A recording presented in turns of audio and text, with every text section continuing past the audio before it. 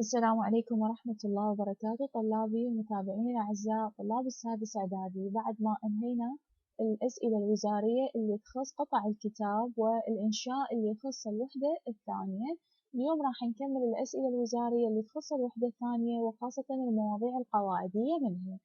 عادة راح يكون عندي question 2 rewrite the following sentences follow the instructions between brackets. يقول لنا أعد كتابة الجمل الآتية باتباع التعليمات اللي بين القوسين. هذا النمط من الأسئلة اللي تخص القواعد، يكون سؤال القواعد على شكل سؤالين أو فرعين. فرع يقول لنا do as required أو rewrite the following sentences، أما الفرع الثاني راح يكون على شكل اختيارات. فنبدأ نشرح النوع الأول. أول موضوع كان عندنا ال give advice، فالجملة اللي إجتنا بالوزاري keep your passport in a safe place.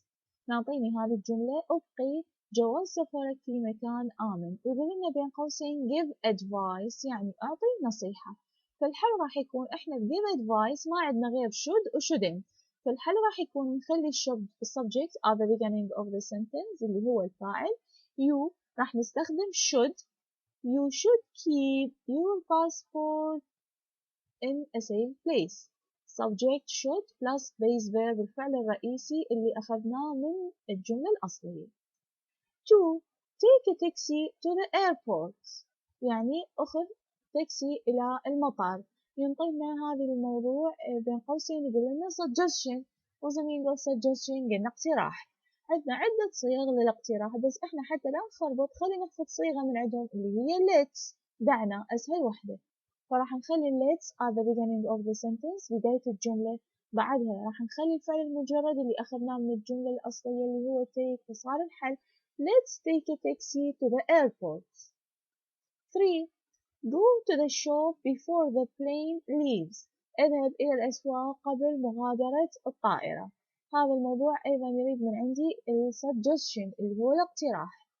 ممكن أنه نستخدم let's، وممكن نستخدم صيغة ثانية اللي هي shall we go to the shop before the plane leaves. At the end of the sentence we should put question mark، لأن هذه راح تكون صيغة سؤال. أو ممكن نستخدم let's go to the shop before the plane leaves.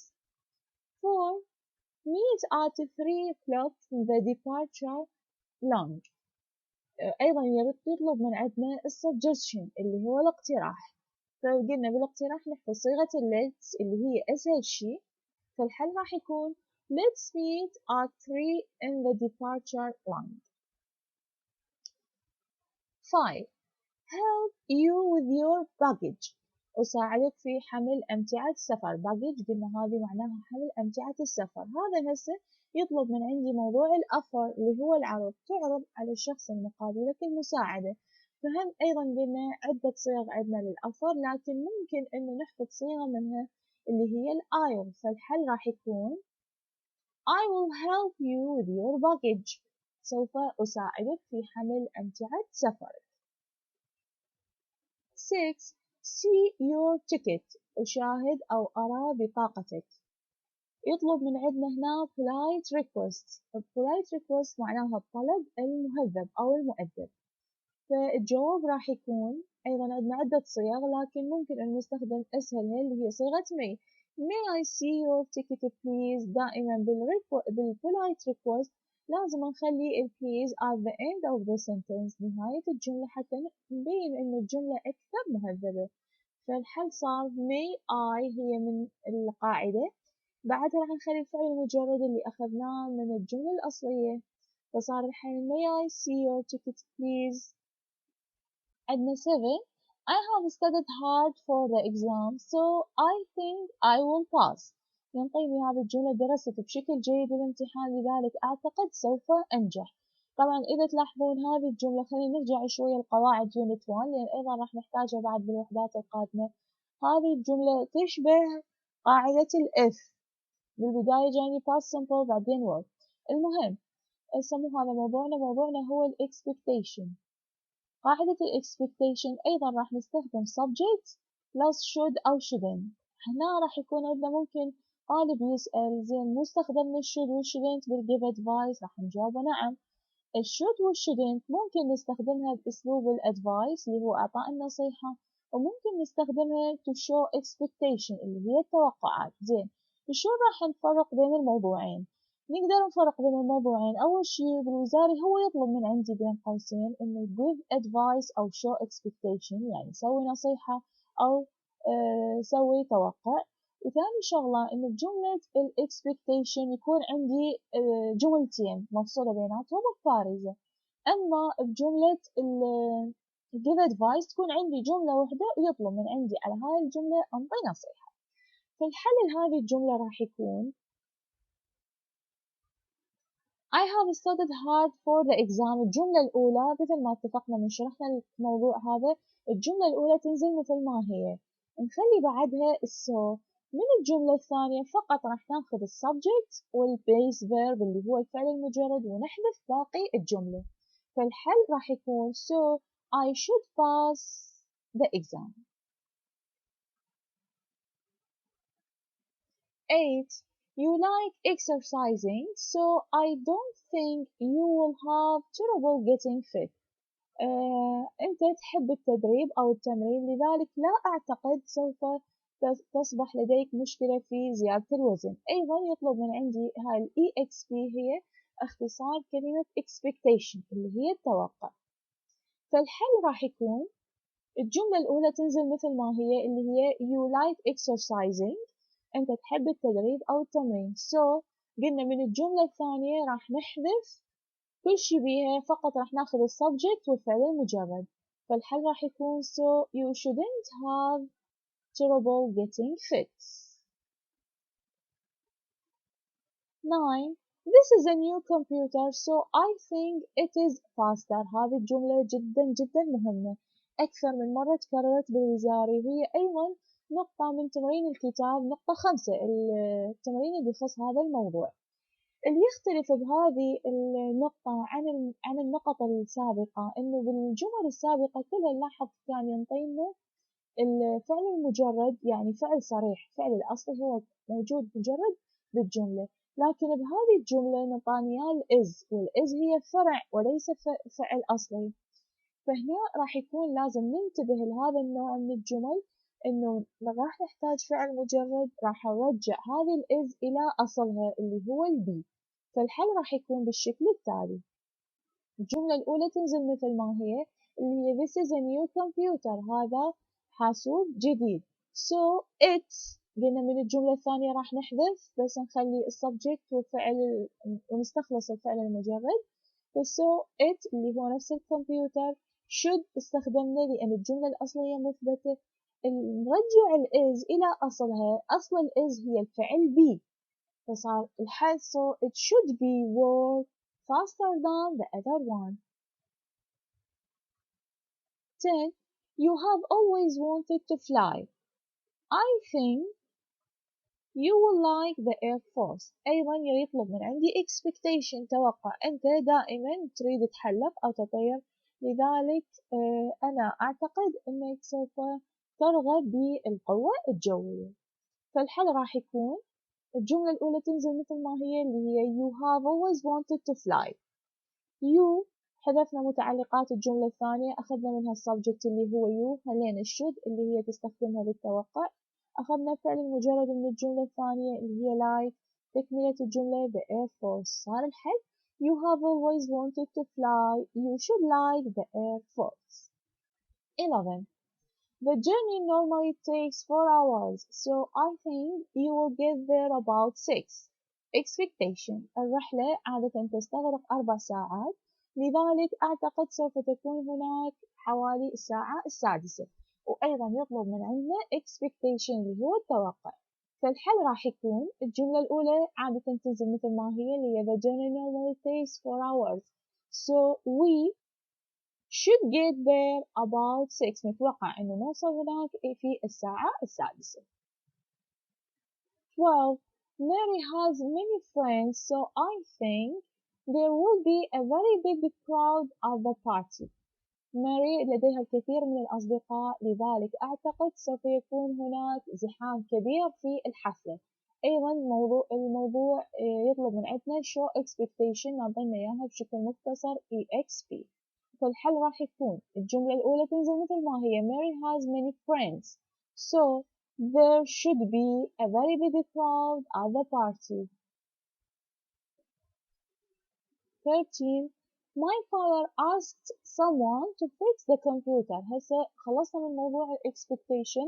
الآن راح نبدأ بالأسئلة اللي تخص موضوع informal passive اللي هو المبني للمجهول الغير رسمي.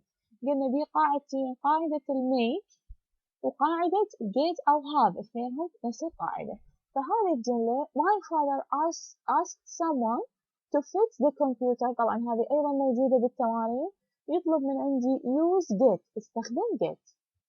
لازم ننتبه للجملة الأصلية إنه asked بالماضي، إذا الget راح أحولها إلى got، فراح يكون الحل My father got the computer fixed. لأن هذا الموضوع راح يكون عندي بالبداية subject got أو get اللي الفعل نحدد لي بين قوسين، بعدها راح نستخدم الobject اللي هو مفعول به الجملة، وبعدها راح نستخدم التصريف الثالث للفعل الرئيسي الموجود بالجملة الأصلية. فالحل صار My father got the computer fixed. 14 My mother asked somebody to paint the house. يطلب من عندي rewrite using the correct form of get or make. هنا المطلوب شوية راح يحيرنا بهذه الجملة، يقول أعد كتابة الجملة باستخدام الشكل الصحيح للget أو form. زين، احنا لازم نعرف راح نستخدم get لو form، فبهذه الحالة راح نستخدم الget. ليش؟ لأن عندي subject يعني اسم شخص والجملة، وعندي كلمة somebody. احنا من اتفقنا من شرحنا قلنا ان تكون عندي بالجملة somebody او someone، هذه راح نستخدم قاعدة الget او have. فالحل بهذه الحالة شنو راح يكون؟ my mother اللي هي السبجكت، بما انه الفعل الرئيسي يعني فعل بالجملة ماضي، اذا حولت الget الى got بالماضي. my mother got the house اللي هو الobject الموجود بالجملة المفعول به، والتصريف الثالث للفعل الرئيسي الموجود بالجملة painted، فصار الحل my mother got the house painted. 15 I asked the mechanic to check the brakes. Use get or make.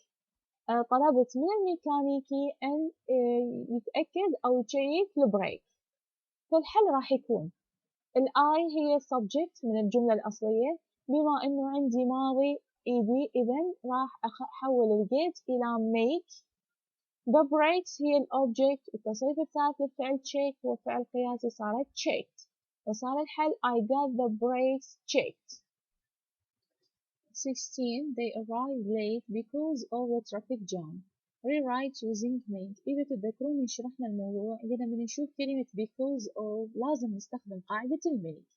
شلون راح نحل؟ راح نحل بعكس العبارتين، يعني العبارة اللي بعد because of راح تكون بالبداية، والعبارة اللي بعدها راح تكون بالنهاية. فراح يكون الحل بالشكل التالي The traffic jam made them arrive late. The traffic jam هي العبارة الثانية، صارت لنا subject كأنما subject. الميت خليناها الماضي من الميت لأن الجملة الأصلية عندي ماضي. then المفعول ضمير مفعول به اشتقيناها من الفاعل اللي هي they، وarrive اللي هي قاعدة الميت نستخدم أو قاعدة الميت نستخدم وياها فعل مجرد لتكملة الجملة. 17 He looked outside because he heard a noise.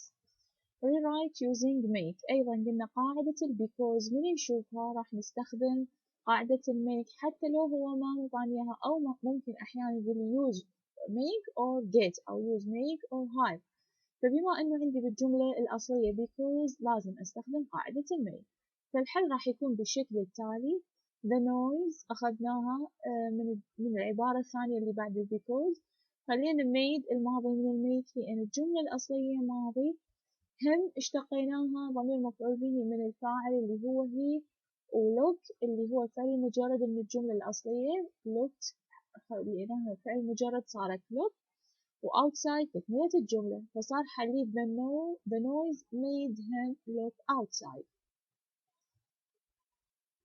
18 The leaves fell because of the wind. Rewrite the sentence using make.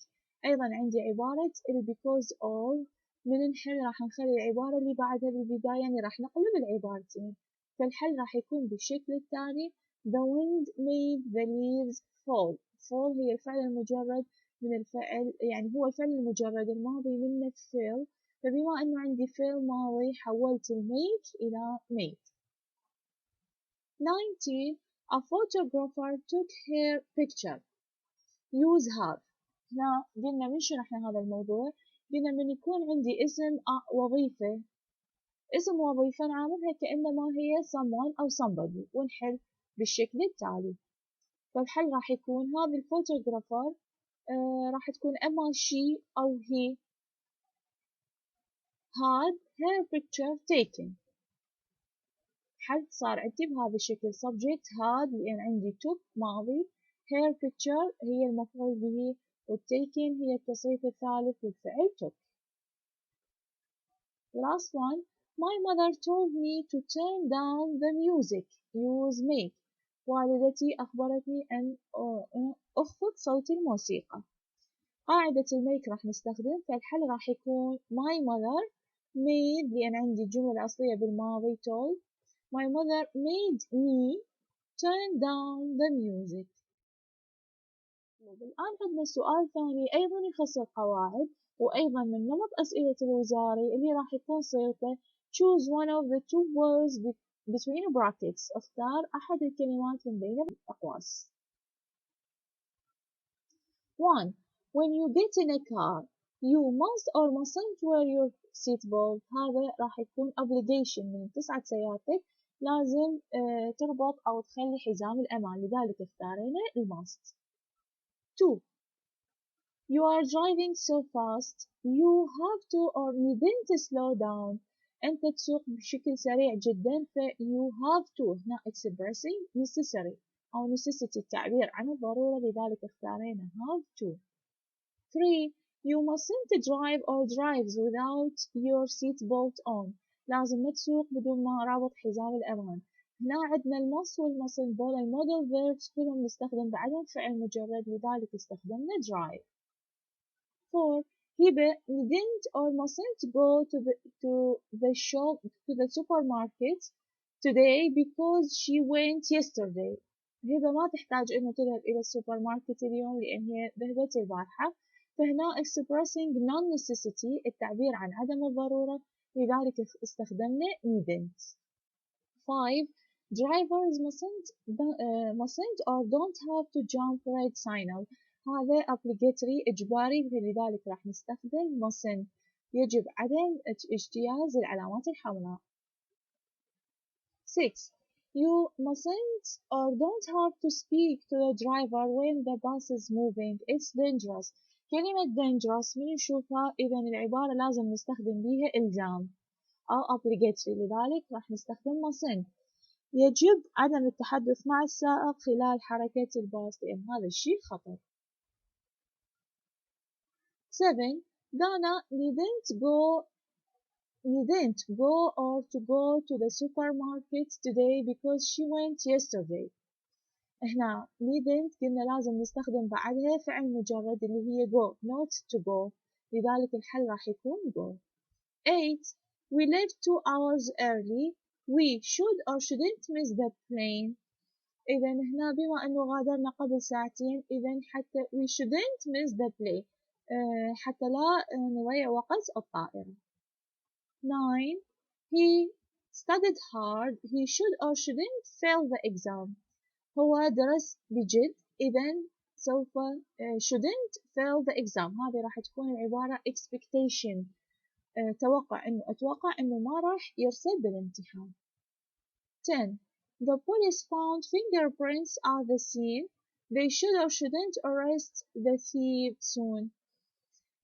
بما أنهم لقوا fingerprints طبعات أصابع بمسرح الجريمة، إذا they should arrest the thief soon. هذا أيضا expectation توقع. 11. This or that is some or some. When we talk about when we introduce someone أو يعني someone to introduce himself، من شخص يقدم نفسه يقول this is ويذكر اسمه، لذلك استخدمنا this not that. 12. I'm calling about or because your advert in yesterday's paper about. متصل بخصوص أو عن الإعلان في جريدة البارحة. 13. You must be 18 years old to belong or join the military. إذا الجواب راح نختار join. لازم يكون عمرك 18 سنة حتى تلتحق بالعسكرية. 14. The military needs people to care for or maintain its equipment and vehicles. الاختيار هنا راح تكون maintain. العسكرية تحتاج إلى أشخاص لصيانة المعدات والآلات. 15. In the military, you can take a test to become an officer or official. الاختيار هنا راح يكون officer. ممكن إنه تجتاز اختبار حتى تصبح ضابط. 16. The red signal made him stop or stopped. هذه قاعدة الميد اللي هي informal passive. بهذه الحالة راح نستخدم الفعل المجرد مو التصريف الثالث، فإذا نستخدم stop. 17. The noise made or make her look outside. هنا راح نستخدم made الحل، لأن زمن الجملة راح يكون بصيغة الماضي، لأن هي نظرت للخارج وانتهت، فالموضوع منتهي فنستخدم made. 18. She had her picture taken. هذا أيضا informal passive، لكن قاعدة have هنا راح يكون عندي لازم أستخدم past participle، لذلك استخدمت taken. 19. There are security cameras in the building. The security guard should or shouldn't see if anyone comes in. هناك كاميرات مراقبة في حارس العمارة أو البناية، لذلك هو يجب أن يرى should see if anyone comes in. أي شخص يدخل. 20. There is petrol in the car, so you needn't or need to go to the petrol station. بما أنه موجود البترول in the car، موجود البترول أو البنزين بالسيارة، so you needn't go to petrol station. هنا expressing non-necessity، التعبير عن عدم الضرورة، فماكو حاجة إنه تروح إلى محطة البترول. 21. She got the window fixed or fixed. هنا قاعدة الجيت اللي تشبه قاعدة الهاف لازم نستخدم تصريف ثالث، لذلك استخدمنا fix.